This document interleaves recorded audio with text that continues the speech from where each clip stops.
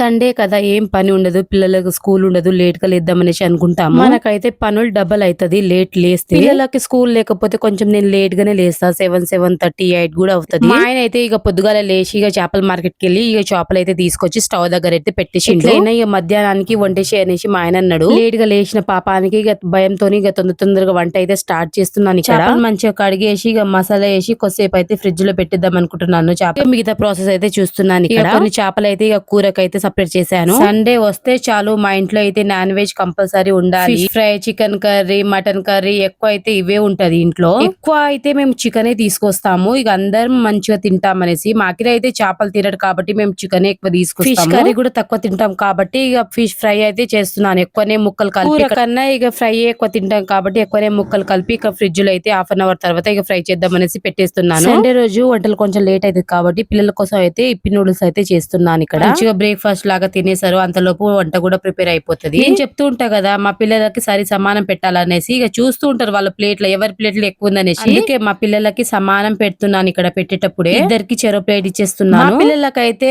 Yippee noodles ఇష్టము, Maggi అంత ఇష్టం ఉండదు. ఎందుకంటే ఇప్పి నూడిల్స్ కారం కారం కొంచెం బాగుంటది. మ్యాగీ అంత ఇష్టపడరు మా పిల్లలు. నాకు కూడా ఇష్టం ఉండదు మ్యాగీ. పిల్లలు కూడా మంచి తింటూ ఉంటారు. అప్పటిలోపు ఇక మంచిగా చేపలు అయితే ఫ్రై చేద్దాం అనేసి కిచెన్ లోకి వచ్చేసాను. ఇక మంచిగా చేపల ఫ్రై అయితే చేసేసాను. వేయకుండా ఇంకా చేపల కర్రీ కూడా చేశాను. వైట్ రైస్ ఇంకా చపాతి చేద్దాం అనేసి పిండి కలిపి పక్కన పెట్టాను. చేపల ఫ్రై అయితే అయిపోయింది ఆల్మోస్ట్. ఇక నెక్స్ట్ అయితే చపాతి చేయాలి. మీ ఇంట్లో ఏం స్పెషల్ చేసి నాకు కామెంట్ చేయండి. Like, share, subscribe.